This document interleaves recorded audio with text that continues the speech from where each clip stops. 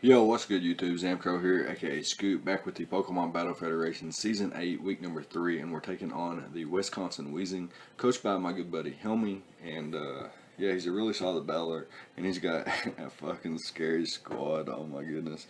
So, he's got two Pokemon that are in Little Cup that are normally banned, Drifloon and Vulpix, and he's got Munchlax, which is a fucking monster.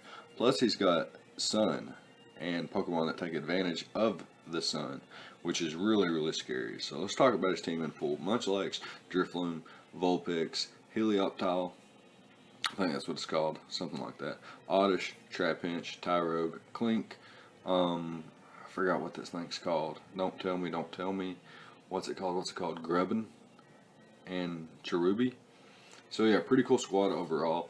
I think Vulpix is very, very, very scary. Drifloon is really, really good, but I do think it's a little bit overrated. I do think it's really, really, really, really good though. I do think Vulpix is a bigger threat. Unfortunately, not to my team, as we'll talk about in a second. I don't think it's the biggest threat to my squad, but because I have things like Ozurul and Bonsley, Corfish, so on and so forth, as well as Diglett, which can always trap in, so on and so forth. Our team hasn't changed. Obviously, reminder, teams cannot change this season because it's only a 7-week league. We decided that we wouldn't be doing transactions or trades or any free agency or anything like that. So we've got Meowth, Diglett, Mankey, Badoo, Smoochum, Staryu, Larvesta, Azurill, Bonsley, Corfish, and have decided to bring Meowth, Diglett, Mankey, Staryu, Bonsley, and the Corfish. We'll hop into the team builder and talk about it. So we've got a Life Orb Meowth this week. Definitely Life Orb, and it's not me just saying Life Orb when we're actually Silk Scarf. We're actually Life Orb this week with the Technician, and Fake Out Faint, obviously boosted by Technician. Thief is also boosted by Technician, and if you didn't know, Thief is a base 60 physical type, dark type move that once the user doesn't have an item, it will steal the target's item with the move Thief. Fake Out and Faint, both priority and boosted by Technician. Fake Out always goes first and always causes your opponent to flinch unless inner focus, obviously. And then we've got Faint on there, which it's very very priority too. And then we've got Life Orb Frustration as our last move. We didn't want to take Double Edge Recoil as well as Life Orb Recoil, so we decided to just go with Frustration. It was strong enough to do the job this week anyway, as my opponent's only resist, I believe, was the Clink and the Drifloon, both of which don't appreciate like the rest of my team, and then Drifloon doesn't appreciate Thief, so that's really nice. Next up, we've got Diglett, which is a Choice Scarf variant. EV to outpace Vulpix, up to Vulpix, and then with my Choice Scarf, I outspeed up to Choice Scarf Vulpix. So we've got the Arena Trap and Earthquake that obviously traps Vulpix and eliminates it with the Earthquake. Pursuit is there just... okay, basically I didn't need anything other than Earthquake, so I figured that if I put Pursuit on here and Beat Up, that I could I could get the Drifloon. Beat Up gets the Drifloon, and that's really the only thing that resists Earthquake. I think everything else is at least neutral. And then Pursuit is that if I like lead off against the Drifloon, I can Pursuit trap it. Not really Pursuit trap it, but I think because he'll obviously be able to switch, but I'll be able to Pursuit him. Anyways, what I'm saying is, if he leads with the Drifloon and we lead Diglett, I think he's gonna want to scout first, and that being his only Pokemon that can switch out versus Diglett, bar Shed Shell, I feel like he would switch out and scout. He might protect and scout as well, so that's something to think about. And then we've got the Memento on here, which it's kind of like a last like priority. Like I don't want to use it unless I have to, because I obviously want to keep my Choice Scarf Diglett around. It's really, really nice in the matchup. Next up, we've got Mankey. We're rocking a U-turn close combat variant so that I can potentially Bluff that I'm Choice Scarf. But we've also got Ice Punch, which could obviously be on a Choice Scarf set as well. But we've got Encore, we've got the tech on here, and we're EV'd to out. We're max speed, and we kind of need to be so that we can speed tie with certain things on his team. I think Vulpix actually outspeeds us, but the rest of his team I think are right on our speed button with Mankey. And we've got the ICMZ here. So what this allows us to do is 100% knock out the Drifloon. So I can, like if it switches in on the close combat, it's going to predict me to switch out. It's not going to go for a flying type move, and I'm going to go for the ICMZ. I'm going to hit him up with the Sub-Zero Slammer and knock him out. He's also got a couple grass types. So I've got the Vital Spirit in case he wants to try to throw off a Spore or a Sleep Powder or anything like that. Definitely don't want to get hit up with that. And then we are like very offensive, so close combat and Ice Punch will be doing a lot to my opponent's team, which is really nice. And this could be like a potential late game cleanup crew if his team's like really weakened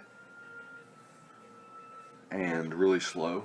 Or if he has like his fast mons left, I could always use Mankey as like a sack and kind of just disregard its offensive use and whatnot. And so I can encore things into like Recover or Synthesis or Curse, Munchlax or something like that. So I can hard switch in on Munchlax and click Encore if it goes for some kind of setup move, or if it clicks Recycle or something like that, and kind of end that cycle of annoyance. So yeah, next up we've got Staryu, which is another Life Orb set. I really like Life Orb Staryu with the analytic ability. It just punishes its switch-ins big time. Hydro Pump and Ice Beam is the only coverage I need for this week. He has 2 grass types, which are his only resist to Hydro Pump, so Ice Beam will be doing enough to those. Protect is there just to scout. Again, I want to scout this match quite a bit. And I think he's also got a Pokemon with Fake Out like Tyrogue, which could be a potential lead and whatnot. So I definitely wanted to watch out for that. And then we've got the Rapid Spin. Obviously, it's not there, like it's not a necessity. I don't have any stash Pokemon. I don't have any Stealth Rock weaknesses that stand out or anything like that. It's just there so that, you know, if I want to get rid of rocks, save a potential Sturdy on Bonsly, or just save Diglett, or even bluff that I'm a Sash Diglett and not a Scarf Diglett, I could make Rapid Spin a priority. Next up we've got Bonsly, which is a Stealth Rock variant with Rock Tomb, Thief, and Endure. Max special defense, max defense, a little bit of attack investment, didn't need any HP investment. Got the Berry Juice and the Sturdy ability. So once our Sturdy is broken or we're below half, our Berry Juice will pop, reactivating our Sturdy ability. And then we've got Thief so that we can steal other Pokemon's Berry Juice, or potentially an Eviolite, maybe a Life Orb or something. And then we've got Endure, so that if our Sturdy's already broken and something's about to one-shot us, we can Endure, live the hit 100%, or Berry Juice will activate, and then we can go on from there. Since our Berry Juice activates, we will get Sturdy back, and we'll be able to, you know, throw off an attack, and it'll take a 2-hit KO to knock us out. So it's always nice, unless there's like a 2-hit or more attack move. Anyways, last up we've got the Eviolite Corphish, which has the adaptability ability.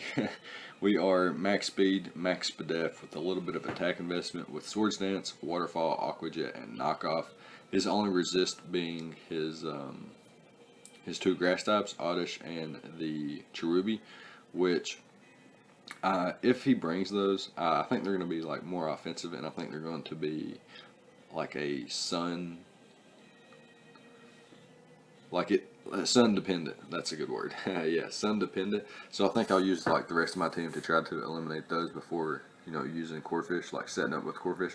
Or I could use it as like an immediate breaker and try to wear down his team like immediately, and then use the rest of my team to go from there.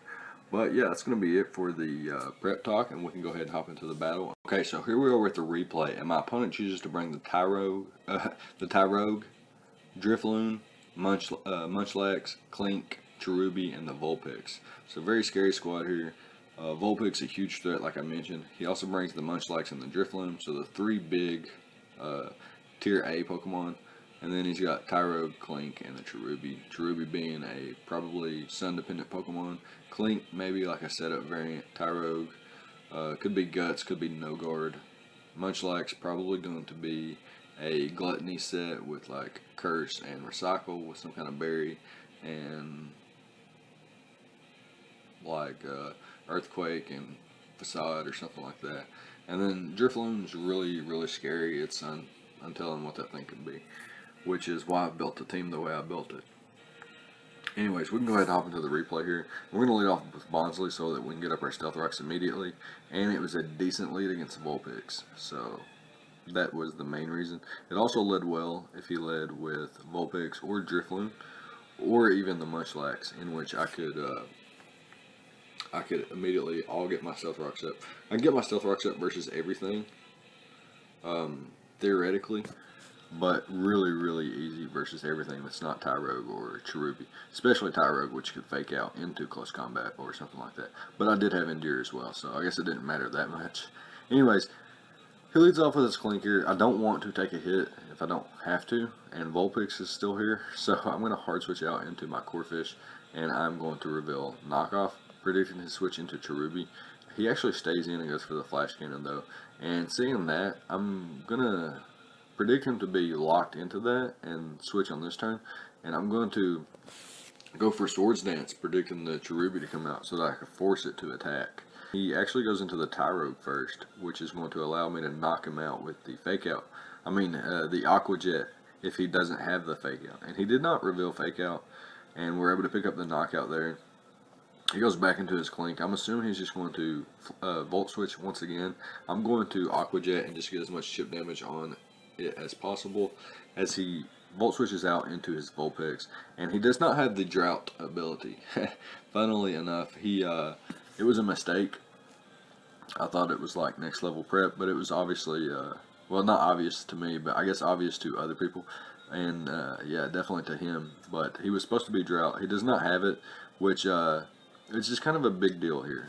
As you can see, he was trapped. I don't know what his item was, but he was trapped. And we're able to knock him out there with the Diglett. He might have been Scarf himself, but we were Scarf ourselves. And I think that's the reason he went hard Drifloon here, is because he knew we were locked into Earthquake. However, if he did have the Drought ability, it's more than likely that he would go into the Cherubi next, and then we would go from there. So, and Cherubi under Sun or no Sun really looks threatening to my team. I don't have like a very, very, very solid answer to it. Actually, 3 of my Pokemon get one-shotted, and the other 2 get two-shotted. So yeah, it's pretty scary. So he goes hard into Drifloon here, and we're going to go hard out into Bonsly here, as he goes for the Will-O-Wisp, which this won't prevent us from getting our Stealth Rocks. We'll go ahead and throw those bad boys up. Excuse me.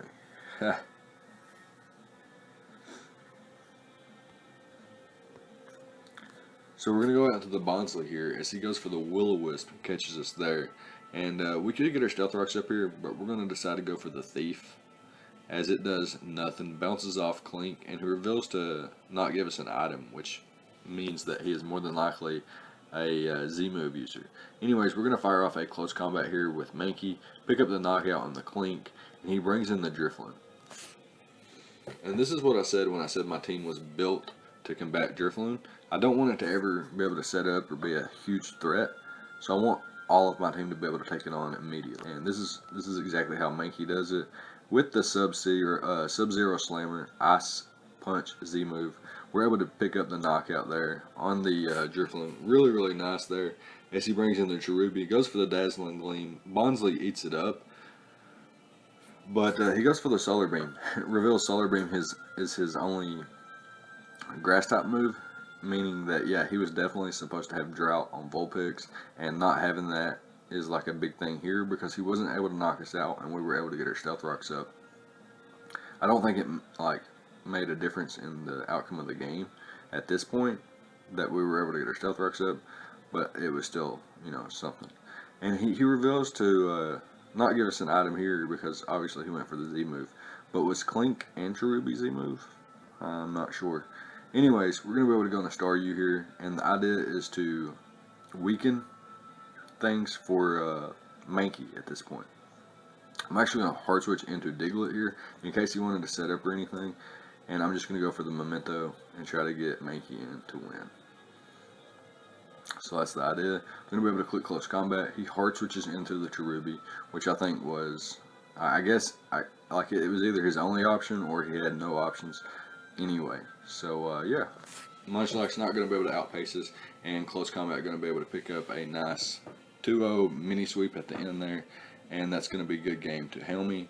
Good luck the rest of the season, my man. And we're going to move on to 3-0 with a nice 3-0 victory here. So that's really nice. I'm not sure what our differential is. I think we won 2-0, 1-0, 3-0, so like +6 or something like that. Nothing outrageous for 3 games. But yeah, it's going to be the game. Let me know what you thought about the prep and the play on both sides of the field. I think this was a nice, fast-paced, offensive type match. Let me know what you think about no drought. And had my opponent had drought, would he have won the game straight up? Would he need the Heat Rock? Would he need to preserve Vulpix and not be trapped? So maybe not bringing it out as early would have been better, since, you know, I could pick based off of what he went into, or I could just go into one of my water types or my rock type, sack it off, bring in Diglett and trap it at all times. He may have been Shed Shell, who knows. But yeah, that's going to be it. Let me know what you thought about the battle. Leave a like, comment, and subscribe. All the good stuff, and I'll see you guys next time. Thank you for watching.